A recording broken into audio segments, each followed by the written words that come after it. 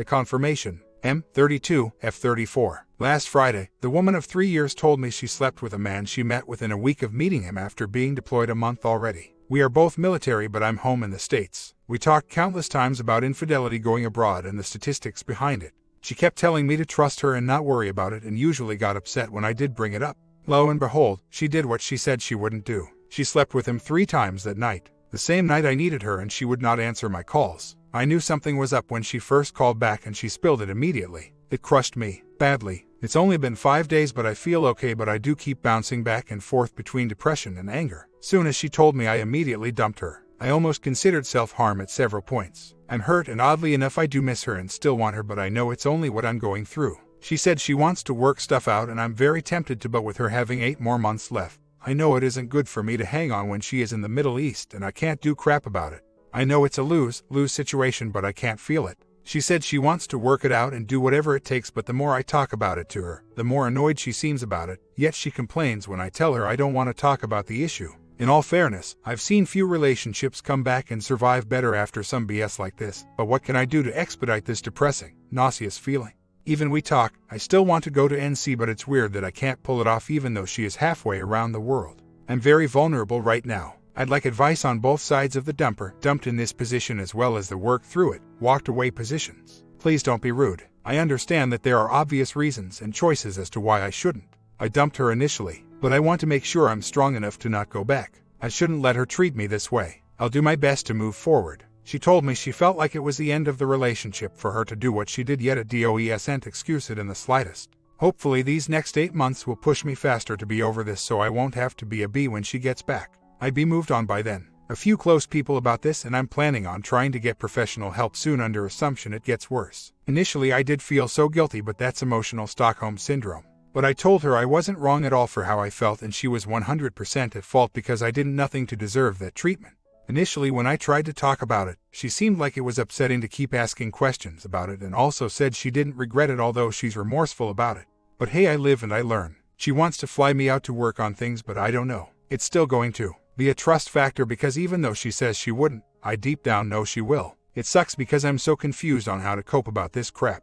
Time and distance are on my side. I just got to utilize it correctly. It sucks to even think about what she did, but she did. I told her that what she did is doing with him is temporary, as he has a wife to go back to on base. She has to come home and then live with the fact she lost someone good over a several night stand. Under assumption she is feeling guilty. I should be over the hill by then. We both have kids from other relationships, and we were close to getting engaged. Even though it's been 5 days, I feel a little stronger than I've been the past few days. She has horrible boundaries. When we first met, I made it a point to not rush into a relationship and waited it out initially to make sure that's what she wanted before making it official. I explained to her right then about boundaries and what we should set. Hey, after 3 years it didn't matter anymore. Thank you for this, I needed it. I really don't have the info to let the OMW know. No, it isn't being petty letting her know either. But just as it wasn't fair to me, it's not fair to her. I even asked my ex if we were married, would you still have cheated? She said no, because she takes vows seriously. Really, but not enough to take our relationship seriously to get married, or respected the marriage. Make that make sense? Because it doesn't. Something she must fix herself. Now, I'm not saying I'm going to be waiting the next 8 months and crying over her, but I do need to make sense of things while it's still fresh. It'll take a while to get there. I know I'm damaged goods right now, and at times I do feel worthless and crappy. Just sucks that I did the best I could, and even then, it wasn't good enough. As far as too deep, it's already too late, but I'm still lucky in the sense that because she's so damn far away, I'm forced to deal with this at home, as this is a surefire way to not go see here and reset the healing clock. As soon as I can get the information, I will report both of them. All I need is his name. I know his rank though. When I was a lot younger, I did a lot of stupid stuff, including cheating, which wasn't right. But I've learned and did my best to not hurt another woman like that again, so I understand second chances. Nonetheless, my past still doesn't excuse her behavior in the present. After this is all said and done, I don't know what or how I might feel. As of right now, I'm in the push to move on and let her live her life. This really sucks, but in time I should be able to laugh about this in the next few months. When I was on active duty for a few months, I was tempted heavily from various women. But I still didn't take the bait. A reputation in the military is hard to shake when you're known to be a barrack bunny. I told her that her knowing the dude was married was wrong. I told her that if she was to ever get married to the man of her dreams and he steps outside your marriage, remember this day in particular. My heart is still broken, but it doesn't mean I'm not learning from this and being wiser as the days roll on by. Because of the huge distance between us, I'm forced to get over it, which in turn should speed up the healing process, as I can't just get up and go see her, resetting the healing clock again. She called me today and all was fine. I showed no emotion, but I didn't play it off like I was stoic. She literally got upset because my tone changed. I told her I was over the BS and I'm not going to punish myself anymore, especially over a woman who didn't give a crap.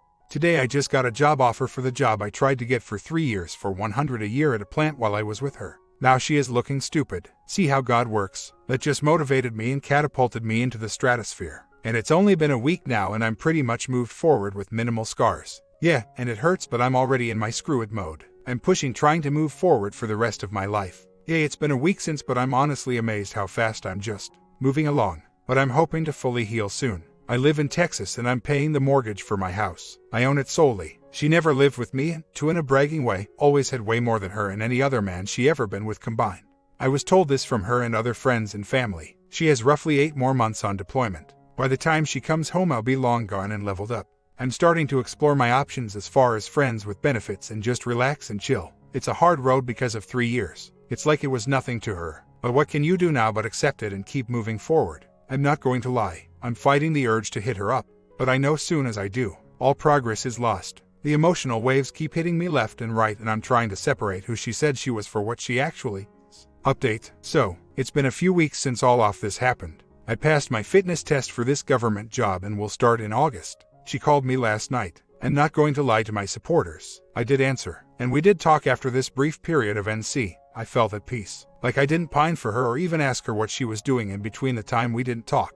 Whatever she does from then, during and after this point is no longer my business. She apologized profusely and I accepted it. For me, and forgave her. For me. But it still doesn't change my views on her for what she did. She is talking to me about coming home for a few weeks in the next few months to see family and see me. Do I care? No, not really. I mean, I still love her, but not in love. Not to the point she can sway my thoughts and convictions on her and the situation at whole. I guess her being that far away has helped me gain clearer insight and acceptance to the inevitable faster and better than if she would have done this stateside. Don't get me wrong, I occasionally still think about this from time to time, but it doesn't hurt me to the core to the point of feeling nauseous. I know I shouldn't have answered the phone, but it feels so good when she can tell I moved on faster and stronger than what she thought possible. I'm already going on dates and doing new things to keep my mind occupied. Oh yes, she knows. She mentioned that if I find someone else who interests me to go for it and she won't be mad about it. Like, you can't. You screwed me over. She kept asking questions nervously, but I was either vague or switched the topic.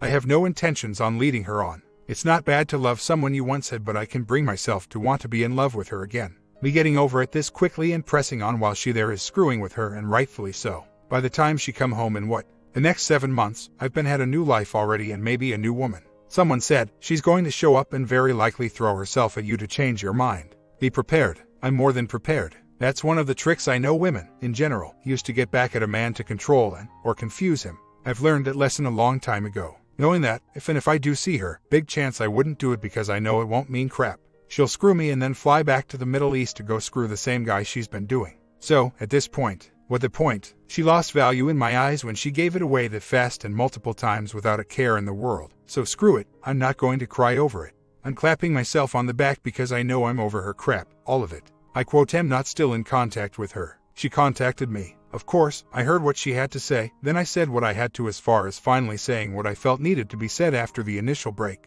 No, I don't call her every day or at all for that matter, as that was a one-time thing. I don't want her back and don't care to have her back. The BS has been cut. I got my closure on what I felt was needed and that was it.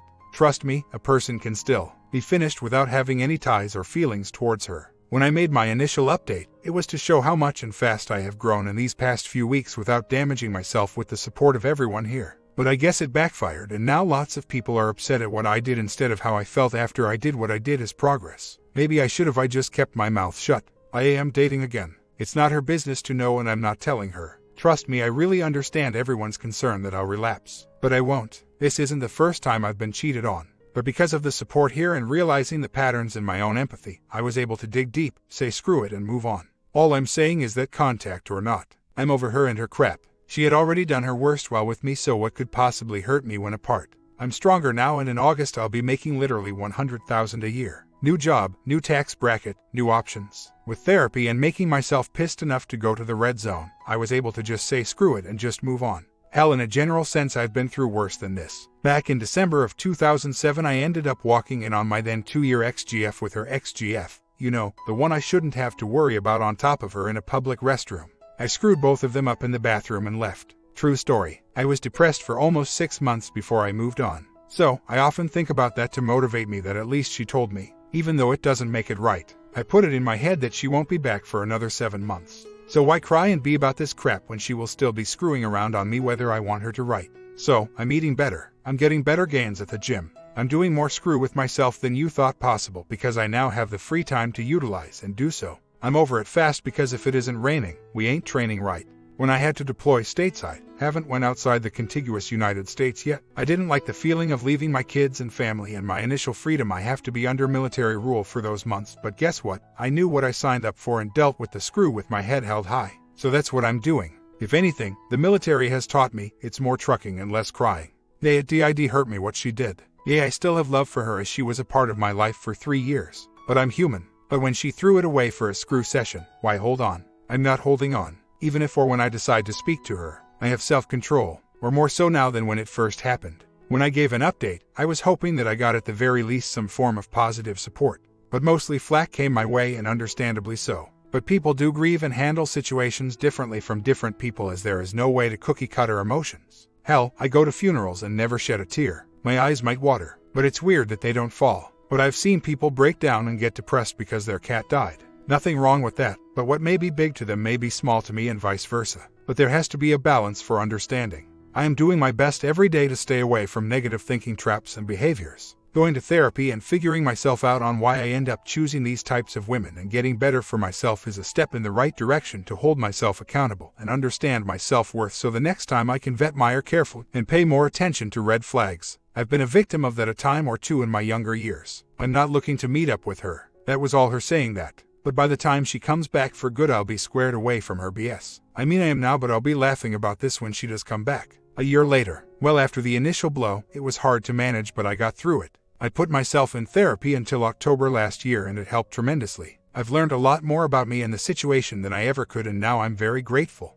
I'm still at the current job making $100,000 a year. I have brought myself my dream car and been at various places that couldn't have been possible because of this job and the willingness to not let the breakup affect me. Now I'm slotted for DSA in the Army. Can't wait to go soon. We became friends and chatted every now and then, but I refrained from flirting or bringing up the past of any sort. Various times she tried to get me to say some nice about her swimsuit pics she'll send me, but I knew it was crazy to see if she still had me. Well, she didn't. She didn't like my, yay, it's cool response to her pics, but oh well. As the months flew by, communication got less and less. I see the pics of the stuff her lover brought her online, and it didn't bother me one bit. I even liked the pic and show of support. She constantly and consistently asked me if I'm dating, and I told her yay. She'd ask for comparisons, but I didn't give her any. She came down in December for military leave to visit, and I asked if we could meet up.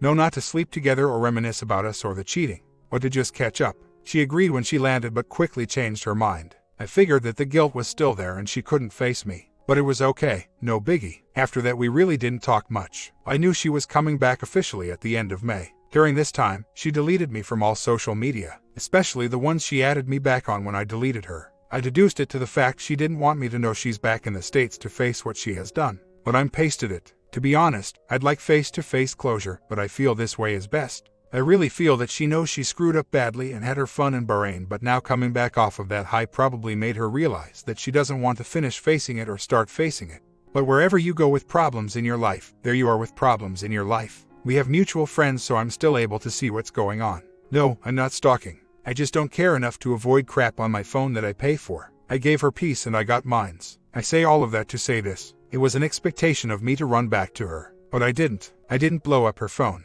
I didn't argue with her. It hurt when it initially happened, but guess what? I'm further along my healing past where she is probably just starting hers. It feels good to know that looking back on this, I didn't think I'd be this well off. I've met and dated interesting women and just lived life not in an emotional bubble. I'm glad everyone in the prior post that helped me got my back and kept me emotionally sane. My comment: people that have been through what you are going through are urging you to go 100% zero contact with your ex, because that is what helps get through the pain the quickest. You are still thinking about her, contacting her, etc. We all see that for what it is. You're in denial. We've all been there. When you're over her, you won't think about her and your attitude will be that of total indifference toward her. It takes a long time. Years in most cases. The best medicine for this is to go no contact and make it a point of going no contact. Story 2. The character. My wife has recently had a falling out with one of her friends. Her friend and her, my wife, have not spoken much over the past few years, but our kids are very close, so I see her friend's ex and their kids every weekend. Part of the falling out my wife had with her friend included her friend, ex-friend, telling every person my wife knew every bad thing she has done or said to her about anyone in the past 5 years. I thought it was pretty low of her friend to do, but that's what happened.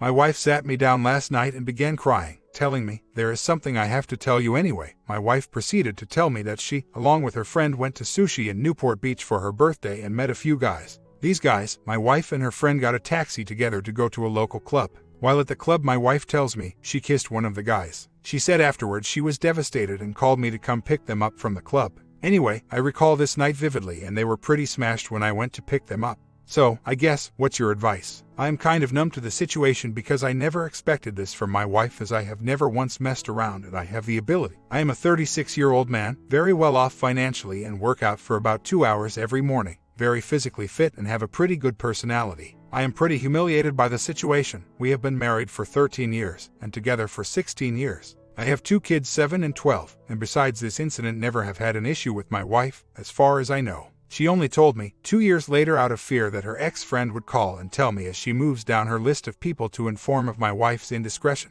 I feel her friend is being insane, because the friend, at 41 years old, left her now ex-husband to travel to Spain with a 24-year-old soccer coach she met at her son's soccer practice. So what's the saying? Those that lice in glass houses shouldn't cast stones. But I always took pride in being faithful to my wife, and I am pretty bummed out about the situation. Well, it's not really possible for them to have gone to a hotel room. I picked them up myself from the club, and I am not so sure the ex-friend would speak to me about it, although I could try. I sure hope she didn't sleep with him, but you never know, and I do agree that she is probably not divulging all the information. I should clarify, their friendship is in shambles because my wife was discussing things with her friend's ex-husband while he was visiting at our house. One of their kids reported back to the friend that she was talking about her, and that is why she has it out for my wife. Her friend is absolute trash, and she is trying to get back at my wife. Their friendship didn't end over the kiss, it was something recent. In fact, I bet the friend would encourage her to do it. I am pretty sure she is telling the truth in what happened, and I will continue to investigate it. But I don't want to be away from my kids, so getting G a hotel is out of the question. I may sleep in the guest room though. My wife has always been rock solid, and she and I have always been truthful with one another. I am kind of like a human lie detector, and I can read people very well, which is why I never liked her friend. People, well, the majority of them anyhow, are very bad these days and have no morals, so it's not that hard to spot who is morally corrupt. I honestly believe that she is telling me the truth, so I will ask her now ex-friend to see if that is the case. I always disliked her friend. She is a narcissistic pain in the ass. My wife has been with me for a long time. Integrity is very important to her, so I can tell she is hurting just telling me about the situation, and I think she did the right thing by telling me so I don't have to live like a little ignorant bee who thinks their wife actually loves them. At least I know the truth. Either way, in the state of Ka as the breadwinner, you are pretty much head screwed after year 10 of marriage if you end up in divorce. I have seen my friends go through it, and it ruined their children and their lives. I do love my wife so much, and if I believed there was more to it, I would be gone. It will take me time to accept this, but I am no jerk, and my wife knows that. Lie detector is way out of the question. I would lie instead of that. And boundaries are also out of the question. I am more than capable of dealing with this, I suppose, without it, and I am no detective. If I needed those skills to figure out what happened, it's not worth the time to repair, I suppose. Let me clarify.